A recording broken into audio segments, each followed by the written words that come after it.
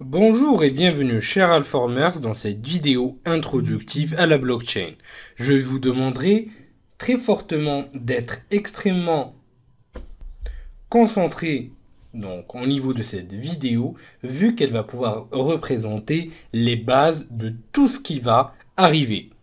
Sans plus tarder, le plan de la présentation est donc le suivant. Sans plus tarder, le plan de la présentation est le suivant.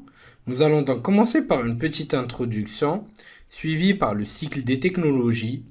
On va discuter aussi du Google Trends par rapport à la blockchain, des systèmes distribués et enfin du théorème CAP.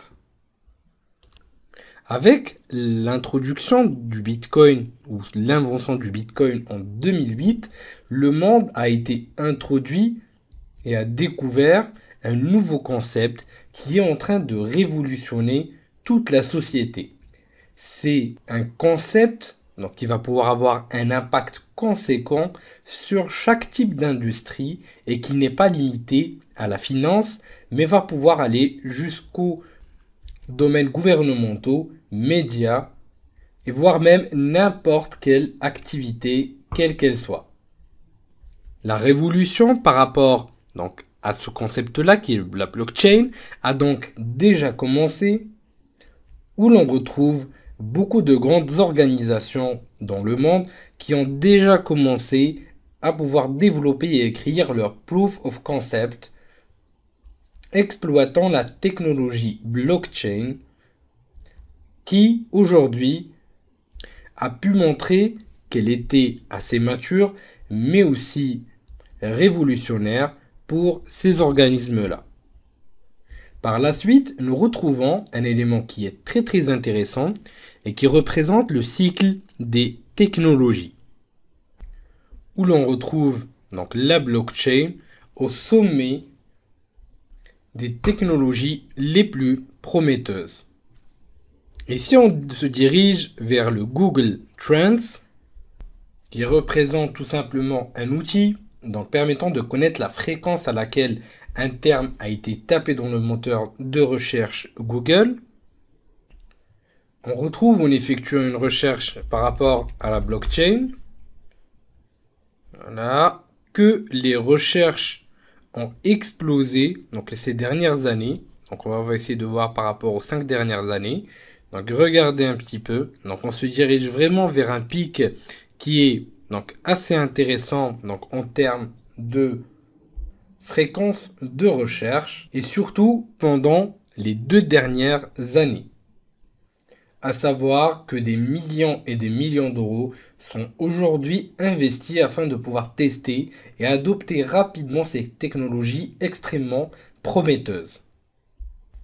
Comme on peut voir au niveau de cette analyse effectuée aussi avec Google Trends qui nous montre tout simplement l'intérêt qui a augmenté d'une manière extrêmement intéressante pendant les 2 dernières années par rapport donc, aux termes de recherche sur la blockchain. La compréhension des systèmes distribués est plus que primordiale pour la bonne compréhension du fonctionnement de la blockchain. Parce que, à la base, la blockchain représente tout simplement un système distribué. Un système distribué représente tout simplement et tout d'abord un paradigme informatique au niveau duquel deux nœuds ou plusieurs vont pouvoir travailler ensemble de manière coordonnée entre eux afin de pouvoir parvenir à un résultat commun. Ces derniers sont modélisés de telle manière à ce que l'utilisateur voit l'ensemble de ce système, c'est-à-dire de ces nœuds, en tant que plateforme logique unique. Un nœud peut être donc défini comme un joueur individuel dans un système qui est distribué. Tous les nœuds sont capables d'envoyer et de recevoir des messages les uns avec les autres. Les nœuds aussi peuvent être des nœuds fiables, non fiables ou même malicieux. Et chaque nœud possède sa propre mémoire et son propre processeur. Un nœud peut aussi présenter un comportement arbitraire et appelé un nœud byzantien. Ce comportement arbitraire peut être intentionnellement malicieux, ce qui va donc porter dans ce cas-là atteinte au bon fonctionnement du réseau. Et généralement, tout comportement inattendu d'un nœud sur le réseau peut être considéré comme byzantin, comme au niveau de ce cas-là. Ce terme va donc englober arbitrairement tout comportement inattendu et ou malveillant. Au niveau de ce schéma-là, qui a été inspiré par le travail du chercheur Imran Bashir, nous retrouvons donc le nœud 4 qui est un nœud byzantin et le lien 2 qui représente un lien qui est donc non fonctionnel ou tout simplement un lien faible. À savoir que le principal défi de la conception de systèmes distribués est la coordination entre les différents nœuds et la tolérance aux pannes. Donc même si certains nœuds deviennent défectueux ou que les liaisons réseau se brisent, le système distribué devrait tolérer, normalement entre parenthèses, tout cela et donc devrait continuer à fonctionner de manière extrêmement normale. À savoir que c'est un domaine de recherche extrêmement intéressant qui a suscité beaucoup d'intérêt pendant les dernières années et plusieurs algorithmes et mécanismes ont été proposés pour surmonter l'ensemble des problèmes qui peuvent subvenir au niveau des réseaux distribués. Les systèmes distribués sont si difficiles donc à concevoir qu'un théorème connu sous le nom du théorème CAP a été approuvé et indique qu'un système distribué ne peut avoir toutes les propriétés souhaitées simultanément. Il vous faudra donc choisir entre deux des trois éléments suivants, c'est-à-dire la disponibilité, la tolérance, aux pannes, et enfin la cohérence. La cohérence est la propriété qui garantit que tous les nœuds d'un système distribué disposent d'une dernière copie de données.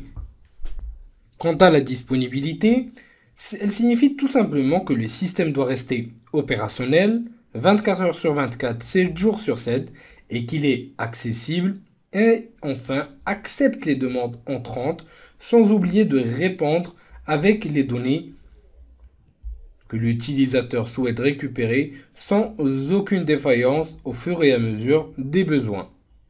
Et enfin, nous retrouvons la tolérance aux pannes qui va garantir que si un groupe de nœuds tombe en panne, le système distribué va pouvoir continuer à fonctionner de manière normale et correctement.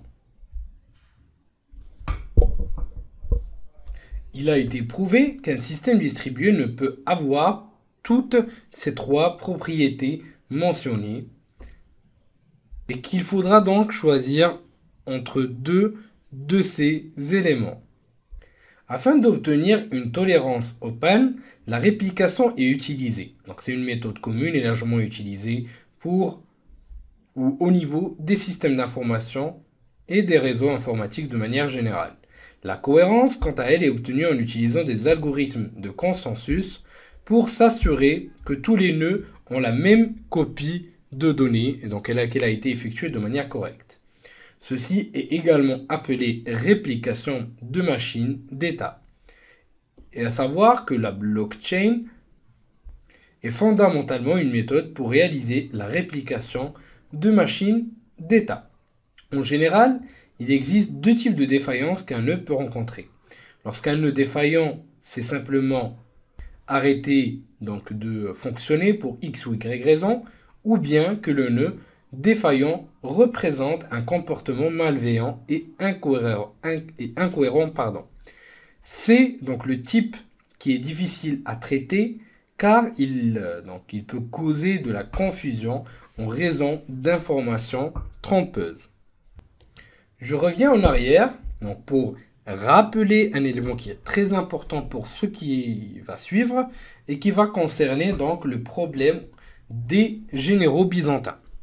Donc en fait, c'est une métaphore, donc comme on l'a cité tout à l'heure, donc par rapport à un nœud qu'on a appelé byzantin. Donc c'est une métaphore qui traite de la remise en cause de la fiabilité des transmissions et de l'intégrité des interlocuteurs.